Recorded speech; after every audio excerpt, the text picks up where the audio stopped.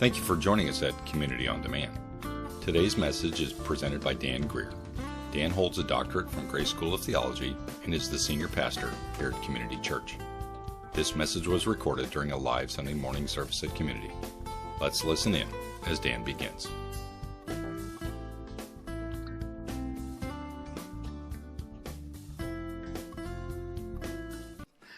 This is Mother's Day, and while we are celebrating Mother's Day here in America with cards and flowers and brunches and lunches and just enjoying so much, the truth of the matter is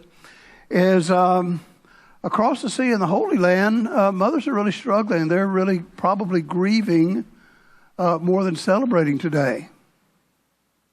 They actually have two Mother's Days in the Holy Land. There was one in the spring and one in the fall.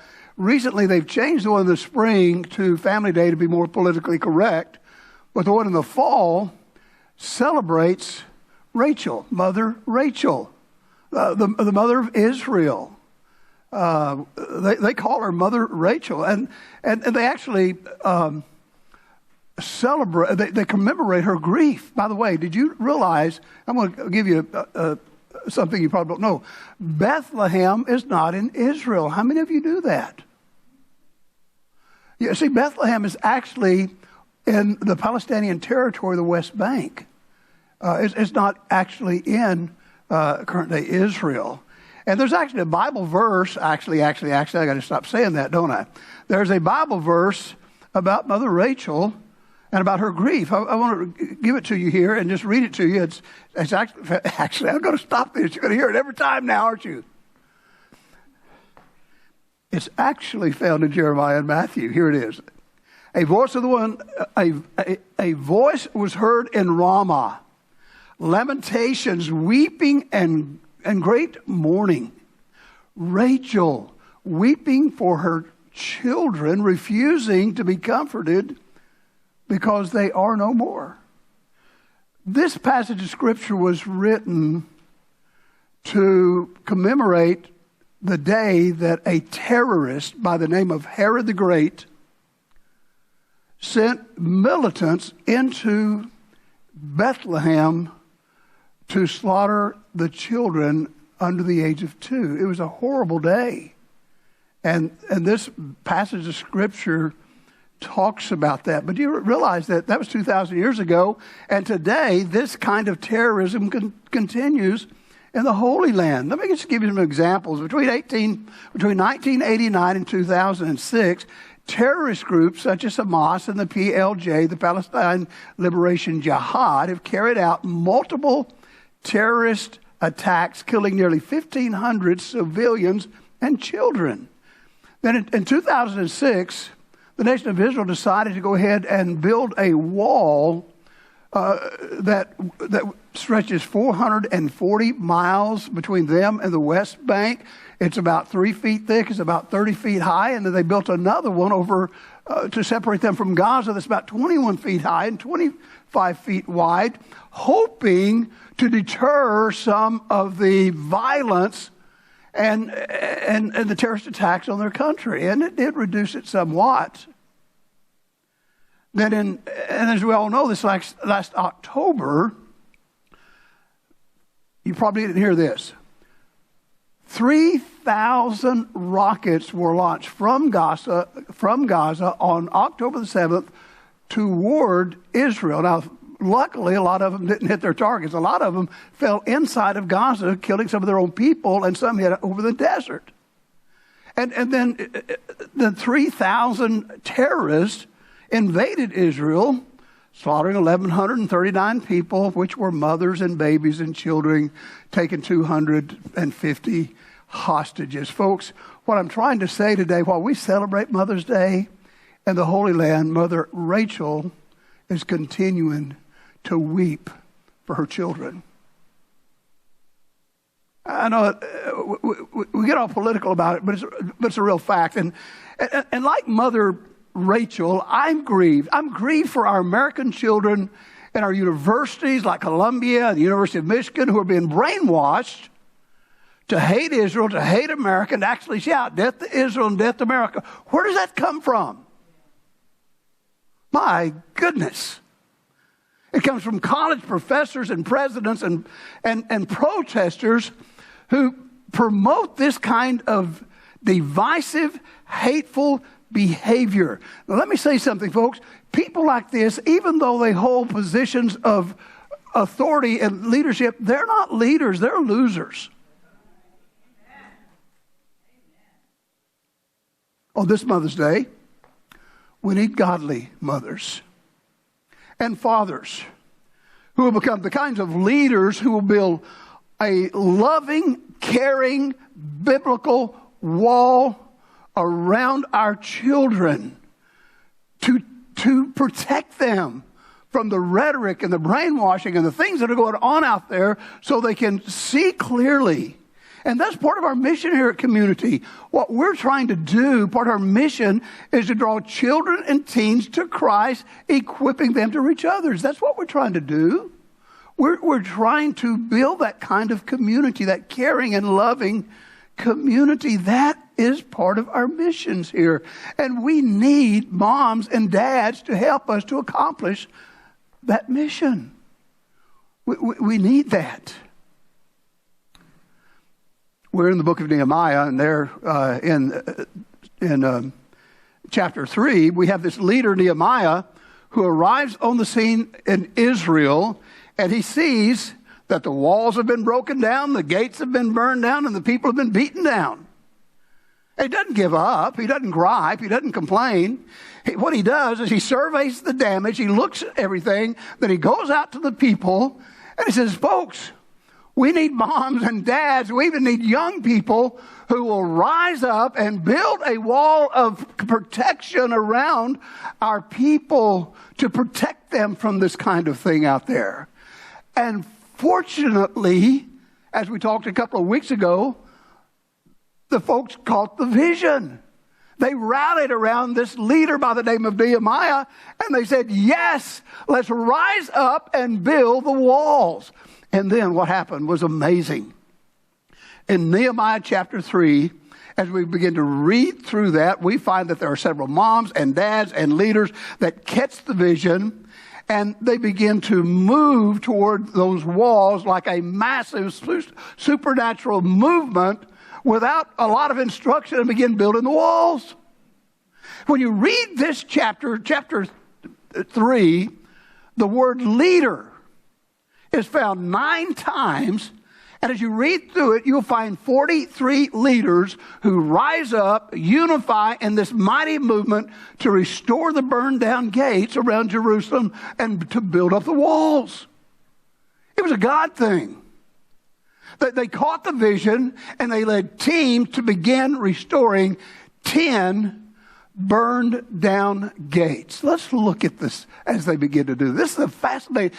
A lot of times when I read Nehemiah, I want to see how. I want to get a show of hands here.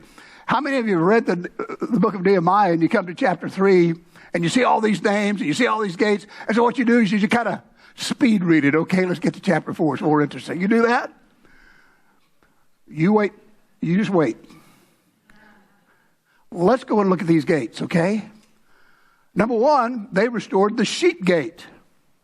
Here it says in verse number 1 in chapter 3, then Eliashib, the high priest, rose up with his brethren, the priest, and built the sheep gate, and they consecrated it and hung its doors. The sheep gate itself was located on the northwest section of the wall and was the gate that the sheep were led through for the sacrifices in the temple. Eliashib at that time was the high priest. He actually represented Jesus. His name, Eliashib, means God restores. He began restoring the gate, and he did something. He consecrated the sheep gate. He made it holy.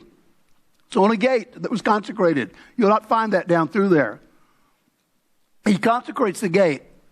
Exactly 483 years later, after Jesus had been tried in a kangaroo court, tortured all night, he was led through the sheep gate out on the northern wall and to the hill called Golgotha to be crucified.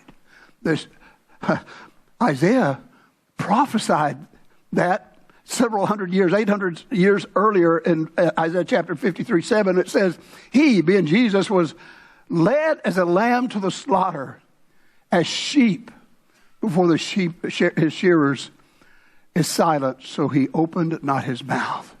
The sheep gate, the only gate consecrated, made holy by the priest.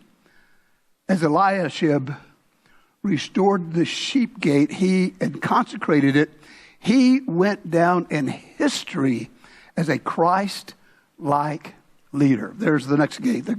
They restored the fish gate. Look at verse 3. Then the sons of Heshanah built the fish gate. They laid its beams and hung its doors and its bolts with bars. Now, the fish gate, if you're going along that north side, the fish gate, you go down the northwest side just a little bit, and it's on the northwest side, headed toward the Mediterranean Sea. And it was on the wall where the fishermen would bring their catch from the Sea of Galilee from the north and from the Mediterranean Sea from the west, and they would set up their booths and their places, and that other merchants would come along and set their booths up. And so outside the gate, there would be all of these merchants. It was a marketplace. It was the commercial or the retail center, the economic center for all of Israel, as they would come through there and they would sell their wares and buy other things and exchange money. But inside the the fish gate, when you go through the fish gate, you could go immediately into the temple site, and there, in the court of the Gentiles, if you walked onto it, you would notice that there was something else going on in the marketplace. 483 years later, a high priest like Eliashib began bringing his wares onto the temple grounds and began selling sheep and began selling sacrificial animals at an inflated price and exchanging money at an inflated price. In fact, there's something that they've just discovered over there between the fish gate and the Temple Mount. There's these massive ruins of a 6-building estate with a 6,500 square foot mansion and many, many buildings and gardens and everything, thought to be the residence of Annas the high priest. It was fitting for a billionaire attached there to the temple walls, where that he made money on the temple grounds for himself and all. You remember the story, don't you? Jewish people by that time had stopped worshiping Baal, but they were still worshiping money. And when Jesus, 483 years later, when Jesus walked onto the temple grounds twice, what did he do? He walked out in the Gentile court, he turned over the tables of the money changers, and he drove out all of the merchants who were selling the sacrificial animals, and he cried out, "This is the house of prayer, and you've made it a den of thieves." 483 years later. There's the sheep gate, the fish gate, the old gate. That's the next one down. Sheep gate, fish gate, old gate. It says here in verse number 6, moreover, Jehoiada, the son of Pisha, the son of Meshullam, the son of Besodiah. I'm getting good at this. You know that? Repaired the old gate. They laid its beams, hung its doors with bolts and bars. The old gate is where the elders gave spiritual advice and guidance and actually settled disputes among the Israelites. It was kind of the judgment hall. And just adjacent to the wall is where the governor's mansion was and was actually being prepared. There it goes again, actually being prepared there in verse number 7. Look at verse 7. And next to them, Mathaliah, the Gibeonite, Jadon, the Meronothite, And the men of Gibeon and Mizpah repaired the residence of the governor. It was right there. If you were to go to Jerusalem today and you were to look at models of the city of Jerusalem, you'd notice this mansion that is right on the wall. And if you say, what is that mansion? They will tell you this is a model of Herod the Great's mansion there on the temple walls. 483 years after the building of this gate and the repair of the governor's mansion, Jesus was marched across the temple grounds outside to Herod's mansion to be judged by Herod, and Herod said, I don't want anything to do with him.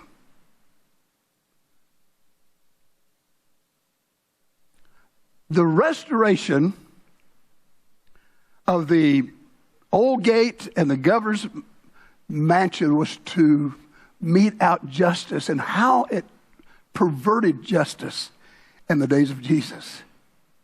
So here we've got them starting this thing. They build the sheep gate, place of sacrifice, the fish gate, the place of economic development, the old gate, the place of justice.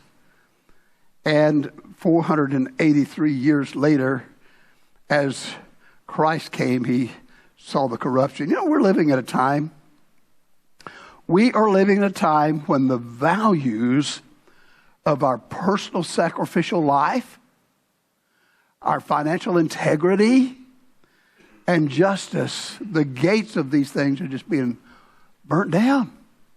Justice doesn't matter. Justice is being perverted today. So the question is, here we are, we're a church full of Christians, hear a message on Mother's Day. Is there anything that we can do to turn the tide? Is this just hopeless? What can we do to restore the gates of justice and sacrifice and the values that we're talking about? Let me suggest 3 things, okay? I know what you're thinking. You're thinking, man, he's only hit 3 gates. He's got 7 to go. There's going to be a long sermon. Okay, maybe we can catch up here, okay? Number 1. As leaders, we must embrace the message of chapter 3 here. Let's read on, verses 13 through 28. Hanan repaired the valley gate. Malchijah, leader of the district of Beth Hakarim, repaired the refuge gate. Shallun repaired the district of Mizpah. Or the leader of the district of Mizpah repaired the fountain gate. Ophel made repairs as far as the front of the water gate. Beyond the horse gate, the priest made repairs. Now you're thinking, okay, Brother Dan, you're getting down there. Man, you knocked a bunch of them out right there. When you read through these few verses here and start counting the words, it is fascinating. The word, just right here, the word repairs or repaired is used 40 times in chapter 3. The word leader is used 9 times. The message here in this chapter is that leaders repair and build up things that have been broken down, beat down, and burned out. They are not the ones that are breaking down, building and burning down and beaten down. As you read through this passage, through chapter 3, and you come down to verse number 5, you find something that is startling and fascinating. When you look at verse number 5 there, and I'm not going to put it up here, excuse me, but when you look at verse number 5, it says, but the nobles would not put their backs to the work. They just said, we're not going to do it. We're not going to work. And you think, well, what's going on here? You got leaders leading and nobles saying, we're not going to do it. But if you keep reading just a little bit, you will find some women, some daughters, some moms who rolled their sleeves up and said, get out of the way, guys. We'll go in, we'll start building the wall for you. We have moms that decide to do the work. So what's the message? The message is that leaders lead and losers don't. I guess that's the message here. And leadership teams, what we do is on 43 leaders leading 12 leadership teams and a bunch of women and girls that go in to help build this wall. So we must embrace the message that leaders lead leadership teams and losers just won't. Second thing we must embrace that message. That is a message we need to embrace. Number two, as leaders, we must be expecting the Messiah. Verse number 29, the keeper of the east gate made repairs. After him, Hananiah and Hanan repaired another section. After him, Meshullam made repairs in the front of his dwelling, all around the east gate. How many of you have ever read the book of Ezekiel? It's one of the longest books in the Bible. Some strange things there, right? 150 years before these leaders began building this wall and repairing these gates, a prophet by the name of Ezekiel was living on the northern edge of the city of Babylon, out in the fields of the Jewish people. And one day he was supernaturally transported, either physically or in a vision. He was transported from Babylon 600 miles away back to Jerusalem in front of this gate right here, this east gate. He obviously was elevated where he could see over that wall and he could see the area and the gate. And then suddenly out of the sky came an object like he had never seen before. It was an unidentified object. I mean, I can't identify it. I've read it about 100 times trying to figure out what it is. But it was some sort of a platform with extraterrestrial beings that were on it that were fabulous. And energy that was coming out from under it. And Ezekiel is trying to explain it. He says, a wheel within a wheel and this and that. And he's trying to explain it. We're trying to figure it out. And then all of a sudden, as he is reading and seeing this, the Holy Spirit of God exits the temple, walks outside, comes through the east gate, goes up to the platform, and zooms out of sight. God left the temple. 150 years later, they rebuilt the temple, and here these guys are, out by the east gate, repairing the east gate with the expectation that this is the gate that God left out of. Obviously, this is the gate that God is going to come back through.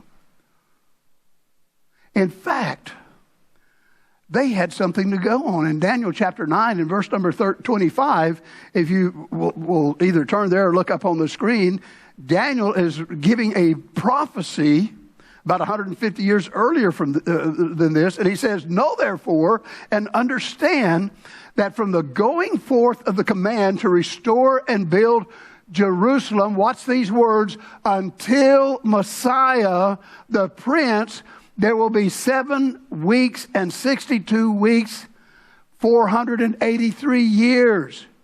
What, Daniel? 483 years from the time that these walls are built and these gates restored, Messiah will come walking through those gates. Now, does that make the hair stand up on the back of your neck?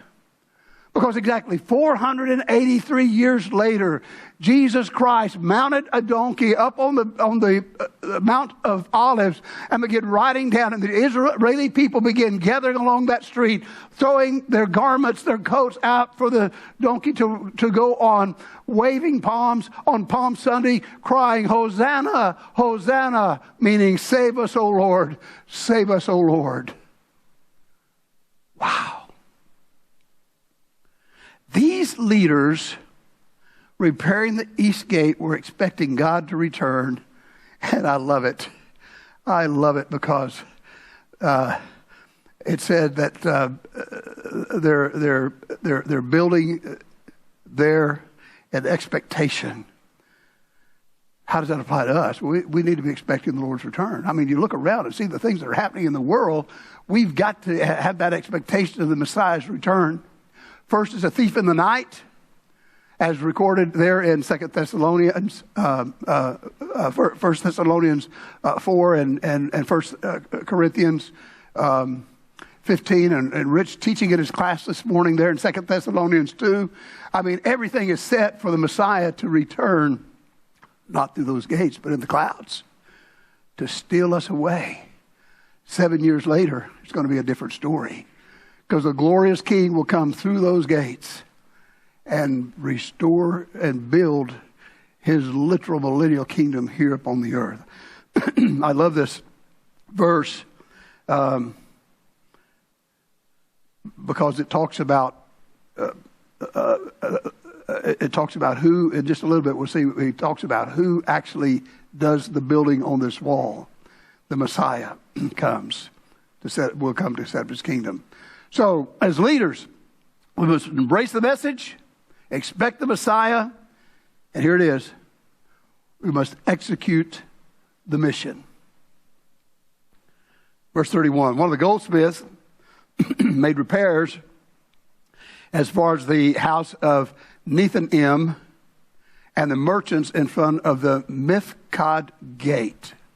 The Mifkad gate, also called the inspection gate or the judgment gate. It was where people of Israel would come to register their names to pay the temple tax to verify their Jewish heritage. You know, Jesus, when he was on this earth, he pulled his disciples together. He sent them out to an evangelistic tour. And he gave them power. And when they came back, they were so excited. They said, "Oh, Lord, let us tell you, man, even the demons were subject to us." We were so excited about that. And Jesus says, don't get excited about that. And he gives them a verse. He says, do not rejoice, there in Luke 10:20, do not rejoice in this, that you can cast out demons, that the spirits are subject to you, but rather rejoice because your names are written in heaven. Like I said, I love this verse because it says the merchants and the goldsmith who were interested in the economy are more interested in the mission than the money. These guys should have been over at the fish gate building some booths because when the people come, they're going to make money. But rather than that, they're over at the Mizpah gate because they're thinking, I've got unsaved people. I've got people that don't know the Lord and they're registering, that need to register their names because they wanted to draw people to God to get their names registered in the books because in Revelation 20:15 it says, whosoever's name is not found written in the book of life was cast into the lake of fire. Let me say this again. I've said it 100 times. Our mission is to draw people to Christ. Our mission is to draw teens to Christ. Our mission is to draw children to Christ, to draw moms to Christ, to draw lonely people to Christ, equipping them to reach others. As leaders, like these in chapter 3, we must embrace the message that leaders lead leadership teams. We must expect the Messiah to be coming at any moment, and we must execute the mission of drawing people to Christ. That's the mission. That's the Great Commission. And here's what happens when leaders lead leadership teams of moms and women and daughters and men, and they unite to embrace the message, to expect the Messiah, and execute the mission. It seems that God himself supernaturally joins in to help us accomplish the mission. As we continue around the wall, we come full circle back to the sheep gate. Do you see the sheep gate?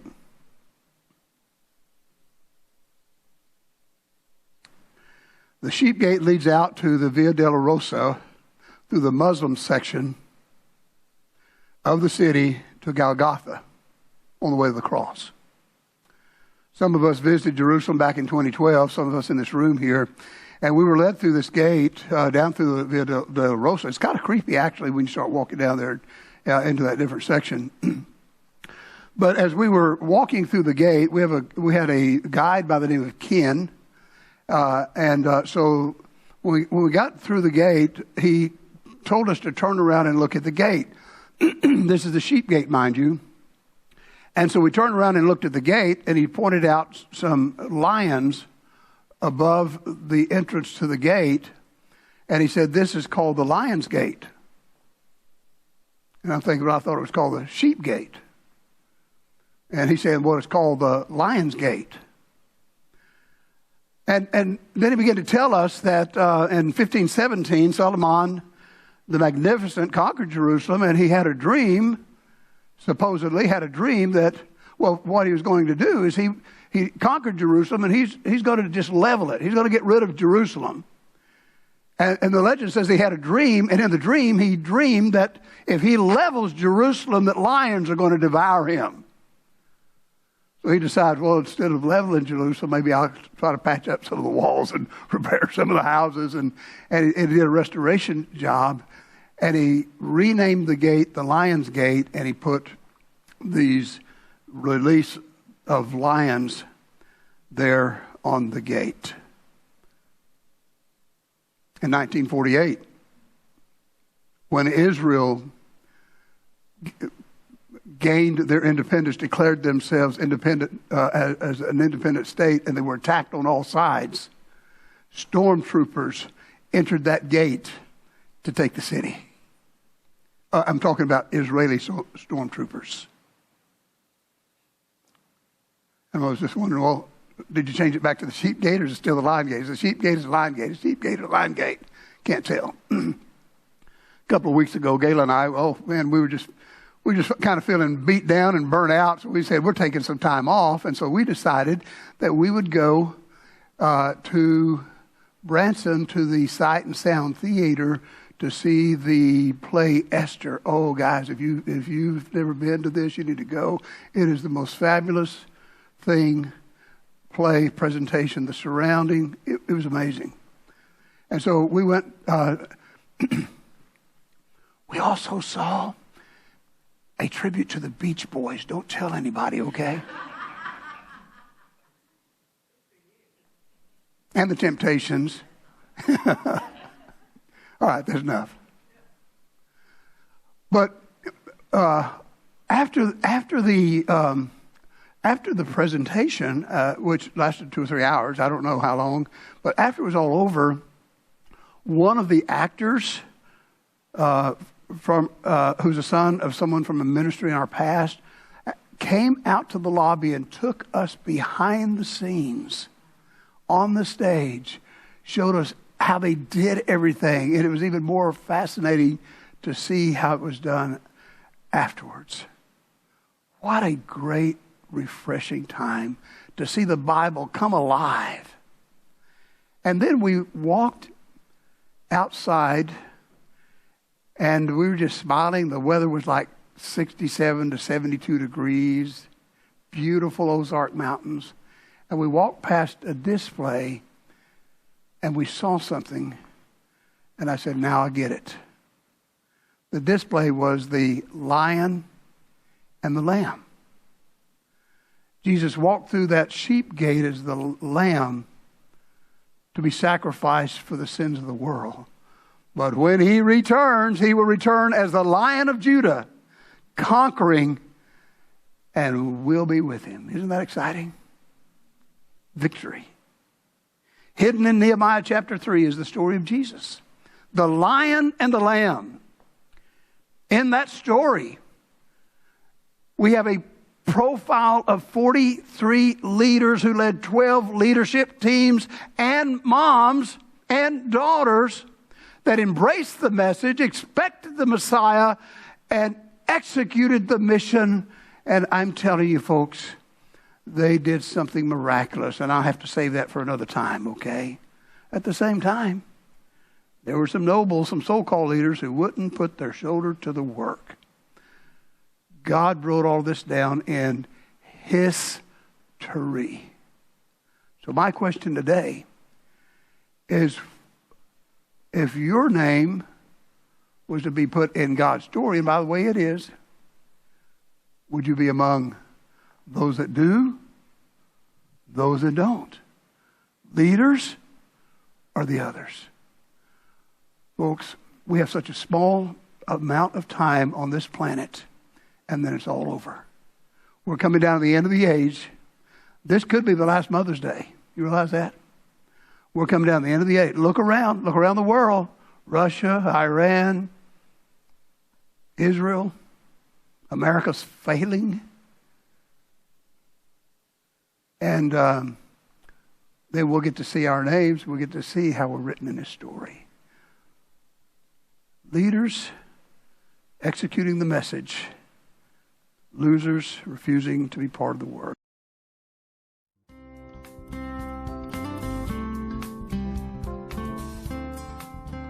On behalf of Pastor Dan and the folks at Community, thank you for joining us today at Community on Demand.